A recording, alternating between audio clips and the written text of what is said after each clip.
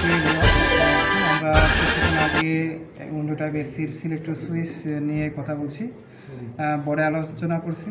এখন আমরা আসলে দেখাবো কিভাবে টার্মিনালগুলো নির্ণয় করব। তো আমরা এটা ক্লিপন মিটারে বার্জারে সেট করেও আমরা টেস্ট করতে পারি। এছাড়া আমরা সিরিজ ল্যাম্পের মাধ্যমেও টেস্ট করতে পারি। সিরিজ ল্যাম্প দিয়ে আসলে এই জবটা যদি আমি দেখাই তাহলে সহজে বোঝা যাবে, এই জন্য একটা সিরিজ ল্যাম্প আমি রাখছি। হ্যাঁ, এটা দিয়ে বোঝাবো। তো আমরা আলোচনা করছিলাম যে যখন আমাদের সিলেক্টর সুইচটা সর্বপ্রথমে অফ পজিশনে থাকলে কেউ কারোর সাথে আসলে সংযোগ পাবে না। তো মূলত প্রথমে আমরা অফ পজিশনটা একটু টেস্ট করে দেখি।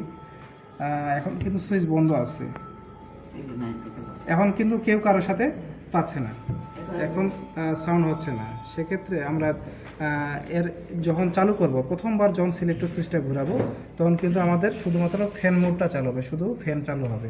তো একবার আমরা ঘুরাই দেখি ফ্যান কোন পয়েন্টের সাথে পাচ্ছে, কোন টার্মিনালের সাথে সংযোগ পাচ্ছে, এটা আমরা কিন্তু ফাইন্ড আউট করবো। তাহলে এখানে ধরলাম সর্বপ্রথমে, দেখা যাচ্ছে সর্বপ্রথমে আমি একটা ধরছি এটার সাথে, এরপরে এগুলাতে পাচ্ছে না, এরপরে এগুলাতে পাচ্ছে না। কিন্তু তাহলে এই যে সর্বপ্রথম একটাতে পাচ্ছে, তার মানে আমরা এই পয়েন্টটা আমরা বলে দিলাম যে এটা হলো ফ্যানের পজিশন। হ্যাঁ, সর্বপ্রথম আমরা জানি ফ্যান ঘুরে, তাহলে এইটা হলো ফ্যানের সাথে কানেক্ট হবে। এরপরে আরেকবার ঘুরে যাবে। আচ্ছা, এরপরে আমরা জানি যে ফ্যান প্লাস কম্প্রেসর চলবে, কম্প্রেসর এটা আমরা জানি যে লো মোডে চলবে। তাহলে এর পজিশনটা চেঞ্জ হয়ে কোথায় যাচ্ছে আমরা একটু দেখি। দেখেন এখানে চলতেছিল, যেহেতু এটা ফ্যান প্লাস কম্প্রেসর চলবে, তার মানে আমরা এখান থেকে টেস্ট করে দেখি যে এটা কোথায় কোথায় পাচ্ছে। এইখানে পাইলো, এরপরে হচ্ছে যে দেখি এইখানে পাচ্ছে না, এইখানে 1 পাচ্ছে। হ্যাঁ, এছাড়াও এদিকে কোথায় পাচ্ছে 3 পাচ্ছে। তো এখানে আমরা জানি যে ফ্যান চলবে প্লাস হলো কম্প্রেসর চলবে, 3তে পাচ্ছে যেহেতু 3 হলো কম্প্রেসরের জন্য। আর হচ্ছে যে ফ্যান মোড আছে একটা আমাদের, এই ফ্যান মোড প্লাস হলো কম্প্রেসর, এই দুটাতে পাচ্ছি। তাহলে আমরা 3 পেয়ে গেলাম, 3টা হলো আমাদের কম্প্রেসর। আর এইখানে আরেকটা পয়েন্ট পাচ্ছিল, আমরা দেখাইলাম 4 নম্বর পয়েন্ট। হ্যাঁ, এটা আমাদের কিন্তু লো মোডে চলতেছে, সর্বপ্রথমে লো মোডে চলে, আমরা জানি যে লো মোডে চলতেছে। এরপর চেঞ্জ করে দাও।